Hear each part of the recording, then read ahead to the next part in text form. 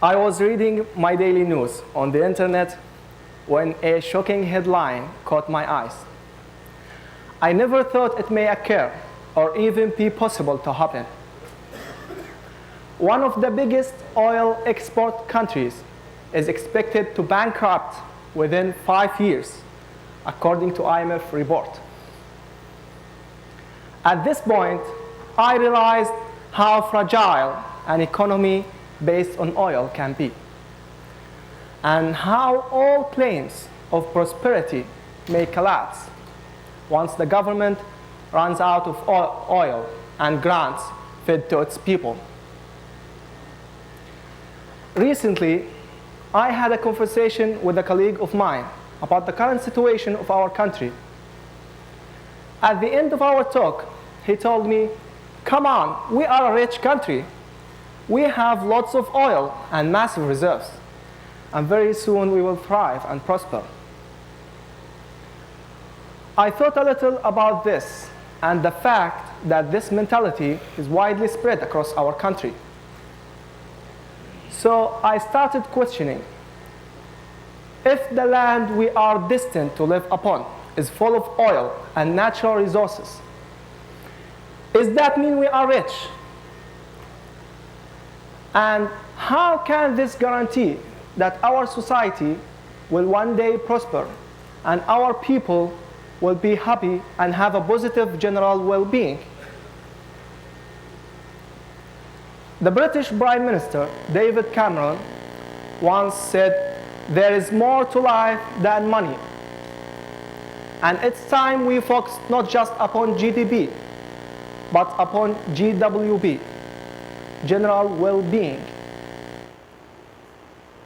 So even if the country has lots of money and lots of oil revenues, which currently we don't, but even if we have, that doesn't mean we have a stable, sustainable economy, and our people share a positive general well-being. Right now, the indicators of our country are going down, not only on the scale of our GDP growth, but more importantly, on the scale of our GWB, general well-being status. And I believe this comes back to only one main factor, that I call it the curse. That is the oil.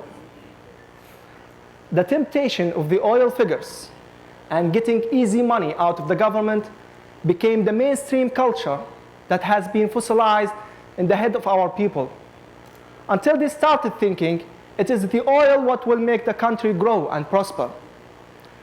But the fact is, it wasn't, and it will not do so in the future.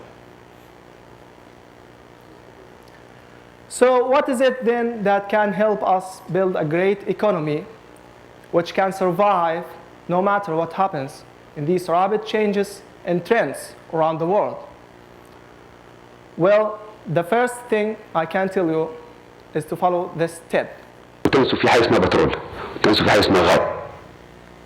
Yes, who was expecting that? Yeah, some people were terrified when they heard this speech, including me.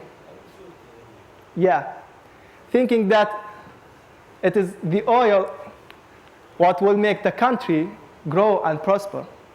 And our destiny is linked to those who feed us. And if they disappear, we are all doomed. But the fact is that such growth can never come from an oil. And our growth should be based on the mentality to share and grow in a way that make people be happy.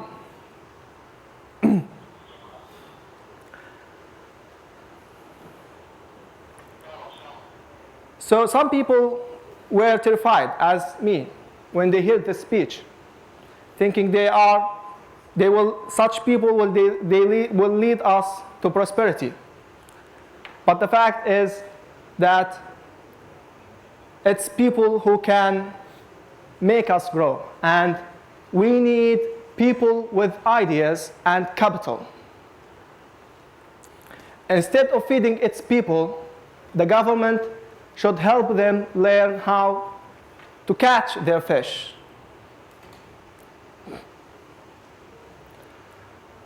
And if the only thing we need right now is the concept that's called venture capitalism, people with ideas and capital. Because the cooperation between our energetic youths who have an outstanding ideas and the businessmen or VCs who are willing to invest in these ideas will create an extraordinary business environment. Will create an extraordinary business environment which can help us grow and prosper. Albert Einstein once said, all that is valuable in a human society depends upon the opportunity accorded the individual. So it's time we stop thinking and counting how many barrels of oil we will export and start thinking and counting how many eligible graduates we can have. Our approach to prosperity should be based on the mentality where everyone in the society should participate to the growth of his country and leave a trace behind him that the second generation will be inspired and proud of. Thank you.